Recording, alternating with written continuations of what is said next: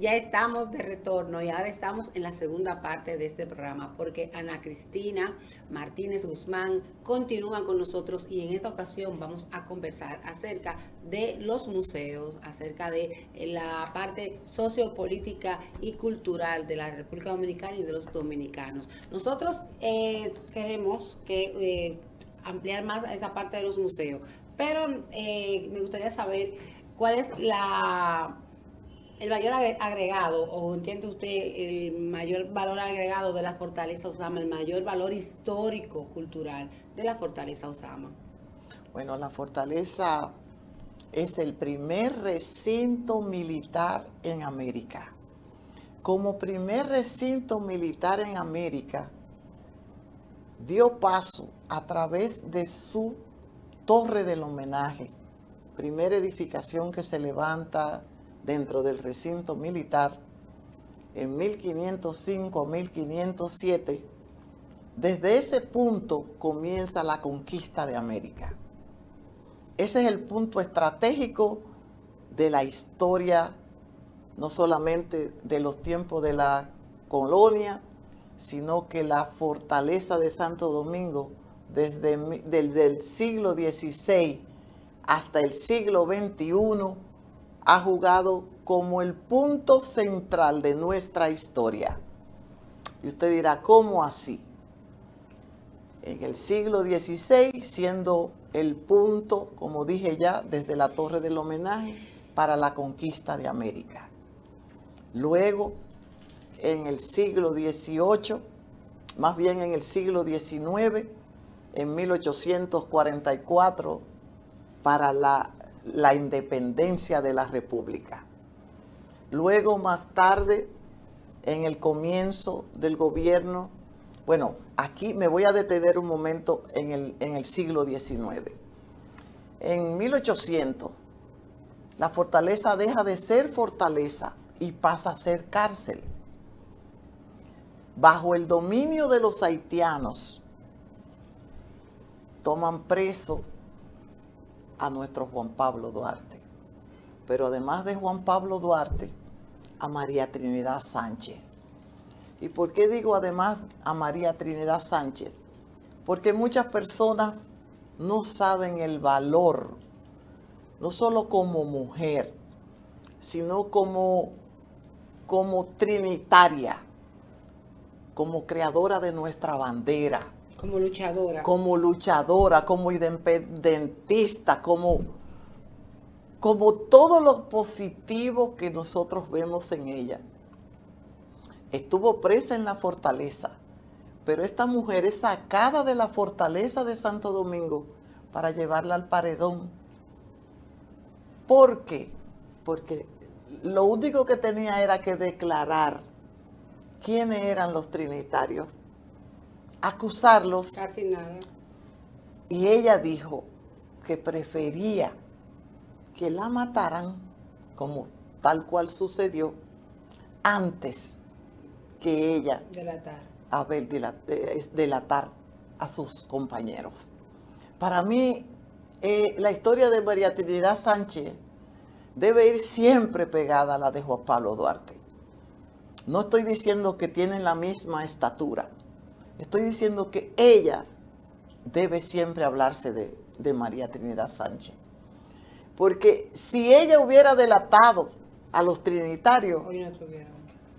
La independencia no se hubiera dado en 1844.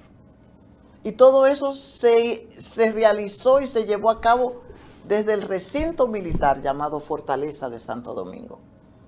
Pero más tarde, años más tarde, viene la intervención. Yo estoy brincando muchas cosas, claro. Porque si no tendríamos que hacer un programa de varias horas. Llegamos a la primera intervención norteamericana del 16.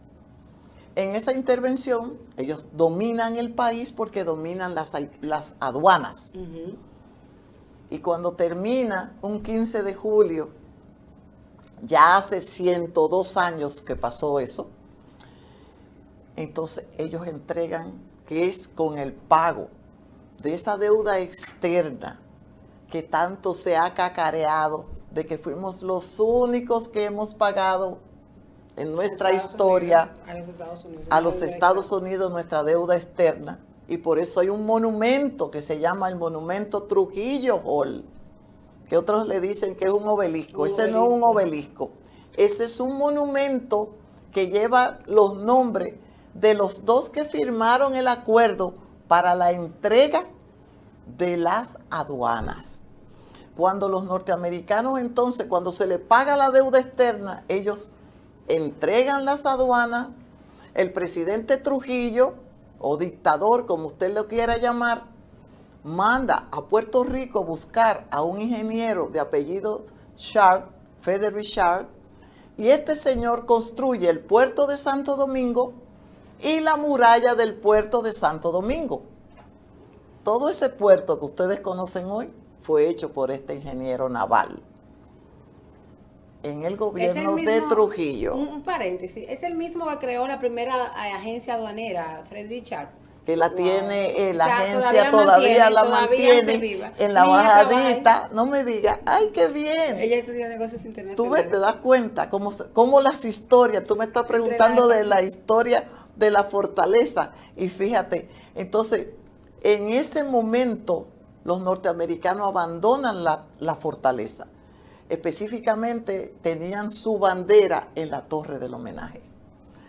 7 banderas han estado en la Torre del Homenaje, 7. La primera, claro, la española. La segunda, la francesa. La tercera, de nuevo, España.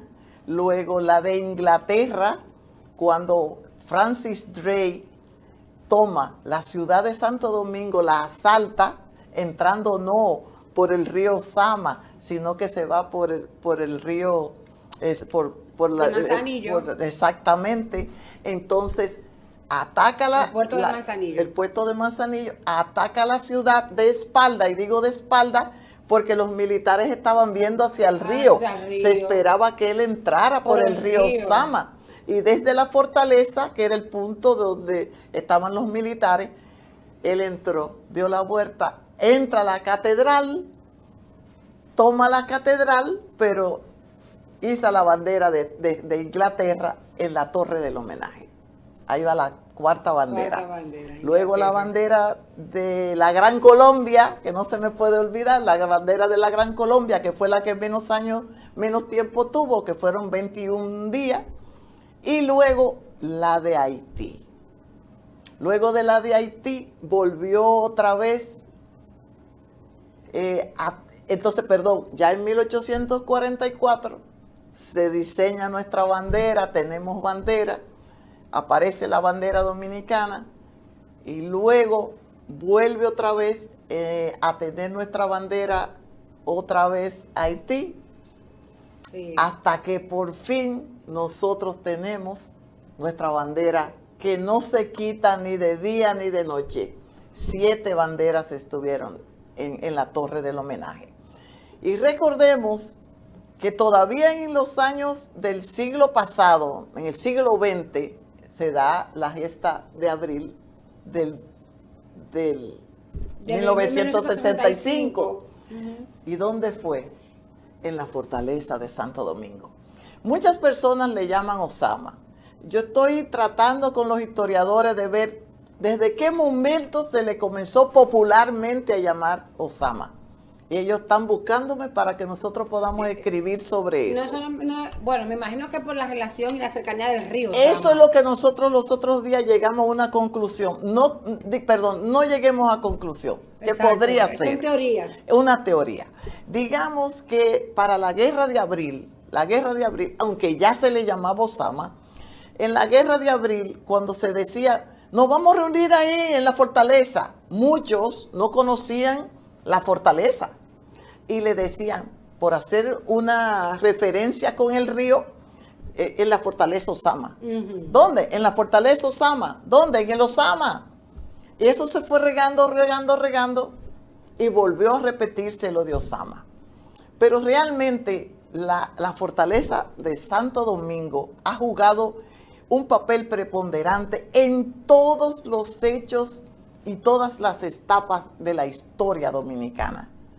Y ha triunfado, porque si bien es cierto que los constitucionalistas ni ganaron ni perdieron, para mí ganaron. Claro. Ganaron porque se mantuvieron con una honorabilidad tan alta que el 3 de septiembre de ese mismo año, Francisco Alberto Camaño Deñó, presidente constitucional de la República, entregó a García Godoy el país para que fuera el presidente del momento, hasta que se celebraran elecciones generales. Antes de que entremos a esta nueva era de 65 para acá, ¿se puede trabajar para mantener viva la historia colonial sin perder la visión crítica del pasado?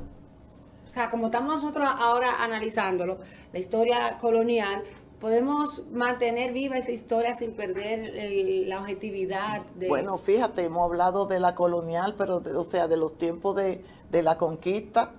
Exacto. Pero también hemos hablado de los tiempos de la República, que fue en 1810, cuando ya era cárcel, pero también hablamos de los tiempos de comienzo, de finales del siglo pasado y comienzos del siglo pasado. Y comienzo aún de este siglo, porque la historia, cada monumento tiene su historia. Cada monumento tiene su historia, pero la fortaleza tiene muchas historias. Sí. Porque no solamente, cada etapa que la hemos ido brincando porque no nos podemos detener. Mira bien, cuando Trujillo había un famoso árbol de aguacate que se llamaba el aguacatico. En ese aguacatico cuenta la historia que al que llevaban al aguacatico no volvía a salir de la fortaleza. O sea, llevarlo al aguacatico era quitarle las uñas, pero despacio. Torturarlo despacio hasta que ya no pudiera más. O sea, el que llevaban al aguacatico era tremendo.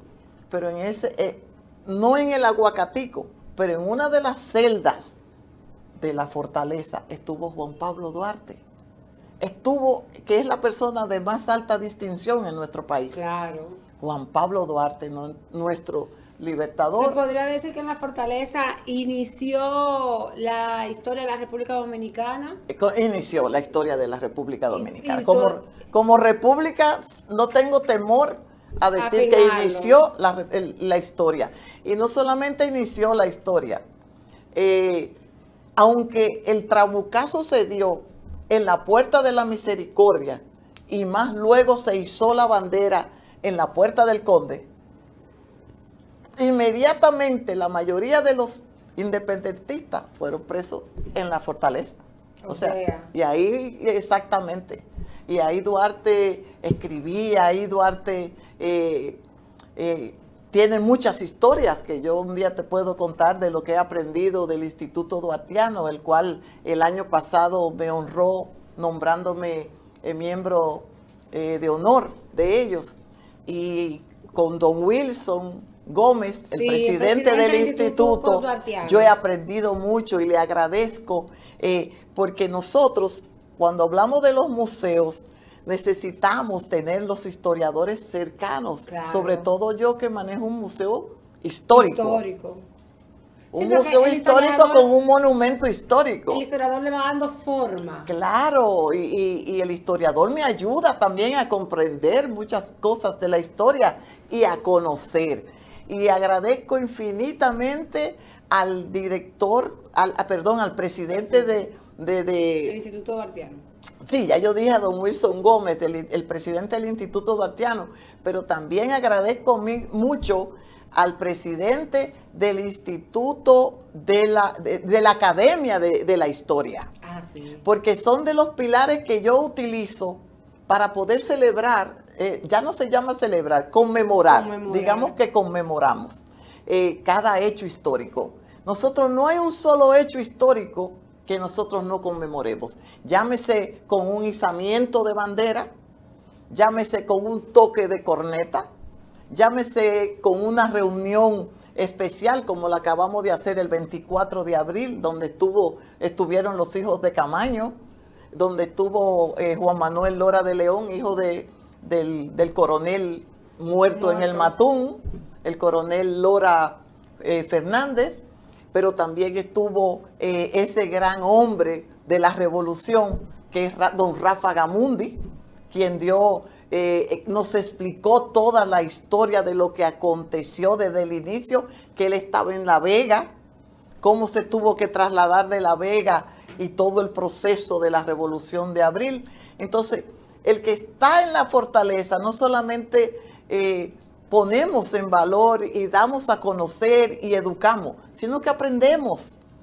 porque los que van nos ponen a trabajar ese intercambio de conocimiento, y la verdad es que ahí es el eje central de nuestra historia, en todas las épocas, en todas las épocas.